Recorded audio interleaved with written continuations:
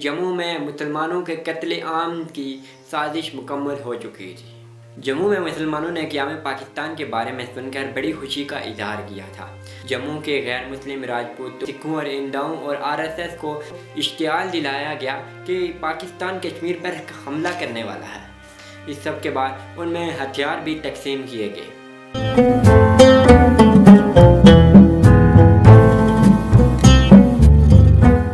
इसके बाद इन गैर मुस्लिमों ने ये प्लान बनाया कि कुछ मुसलमानों को कत्ल कर दिया जाएगा ताकि बाकी के जो मुसलमान हैं वो डर कर खुद ही पाकिस्तान की तरफ फरार हो जाएं। लेकिन फिर उनमें से एक ने ये तजवीज़ दी कि अगर ऐसा किया जाएगा तो पाकिस्तान इश्तियाल में आकर जल्द से जल्द कश्मीर में हमला करेगा, जिसका नुकसान बहरहाल इन्हीं गैर मुस्लिमों को ही उठाना पड़ेगा।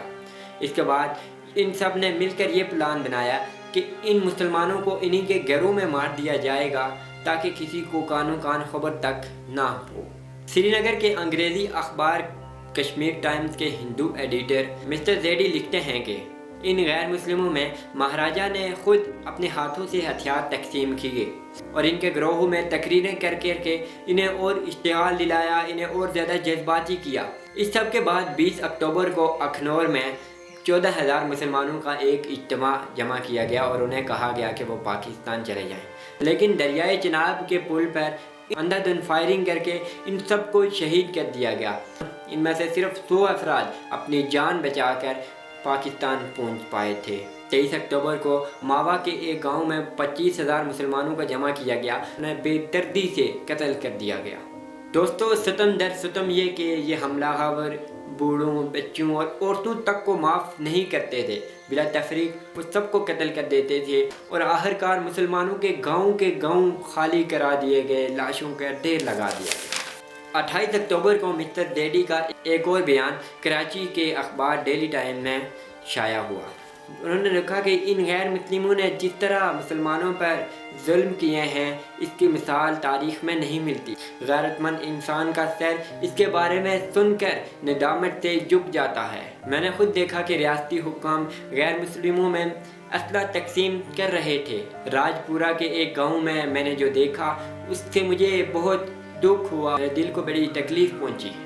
दोस्तों, ये एक हिंदू एडिटर का बयान था जिससे आप अंदाज़ा लगा सकते हैं कि किस बेदर्दी से मुसलमानों का कत्लेआम किया गया। 4 नवंबर को हिंदुस्तानी वज़ीर दाखिला सरदार पटेल और जस्टिस दलीप जम्मू में आए। उन्होंने वहाँ महाराजा से मुलाकात की और उसके बाद जस्टिस दलीप जम्मू में मुसलमानों का एक वफ़द अपने पास बुलाया और इस वफ़द को कहा कि वो कश्मीर को छोड़कर पाकिस्तान चले जाएँ, क्योंकि यहाँ हम उनकी जान की हिफाजत नहीं कर सकते। इस वफ़द ने इसरार किया कि नहीं, हम अपना घर बार छोड़कर नहीं जा सकते, लेकिन दलीप सिंह ने उनकी एक न सुनी। उसके बाद ये वफ़द रियासती वज़ीर-ए-आज़म महरचंद महाजन के पास गया। महरचंद महाजन ने भी सख्त महरी दिखाई और उसने कहा कि हम आप लोगों की हिफाजत नहीं कर सकते, इसलिए आपके हक़ में यही बेहतर है कि आप लोग पाकिस्तान चले जाएँ। उसके बाद 4 नवंबर को लाउड स्पीकर पर यह ऐलान किया गया कि मुसलमान अपने साथ एक संदूक, एक बिस्तर लेकर पुलिस लाइन में जमा हो जाएं।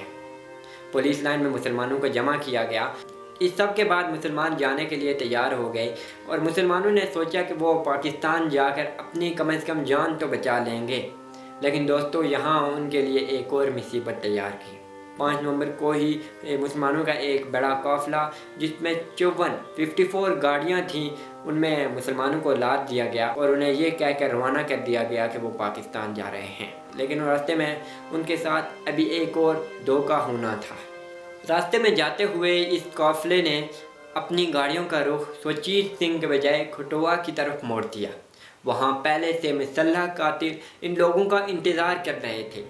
जब ये वहाँ पहुँचे तो उन्हें इन गाड़ियों से उतार कर सबको वहीं कत्ल कर दिया गया। फिर 6 नवंबर को दूसरा काफ़िला पाकिस्तान के लिए जम्मू से रवाना हुआ। इस काफ़िले के साथ भी वही हुआ जो पहले के साथ हो चुका था। अंग्रेज़ी अखबार स्टेटमेंट के एडिटर आयन स्टीफन लिखते हैं कि इस रोज़ तकरीबन 5 लाख मुसलमानों को अपना घर बार छोड़ना पड़ा, जिनमें से 3 लाख को कत्ल कर दिया गया और जो बाकी 2 लाख थे वो बड़ी मुश्किल से अपनी जान बचाकर पाकिस्तान पहुंच सके। इन सब को सिर्फ इसलिए कत्ल किया गया था कि ये मुसलमान थे और पाकिस्तान के साथ शामिल होना चाहते थे। इनको जब कत्ल किया जा रहा था तो वहाँ जो मुसल्लह गुंडे थे वो साथ में ये भी कह रहे थे, ले लो पाकिस्तान, ये लो अपना पाकिस्तान, अब लो अपना पाकिस्तान।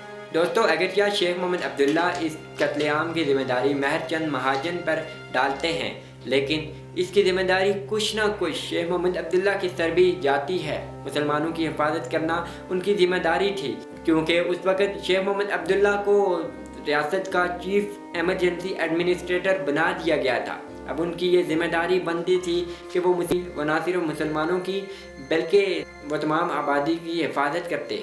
शेख मोहम्मद अब्दुल्ला ने 14 नवंबर को एक जम्मू में जलसा आम हुआ और उससे खिताब करते हुए कहा, बड़ी हद तक मुसलमानों के ऊपर आने वाली मुसीबत के वो खुद भी ज़िम्मेदार थे, लेकिन आप लोगों ने उन नाइयों, धोबियों, बूढ़ों, बच्चों और औरतों तक को भी ना छोड़ा जिन्होंने मुस्लिम लीग के पाकिस्तान के बारे में सुना तक नहीं था।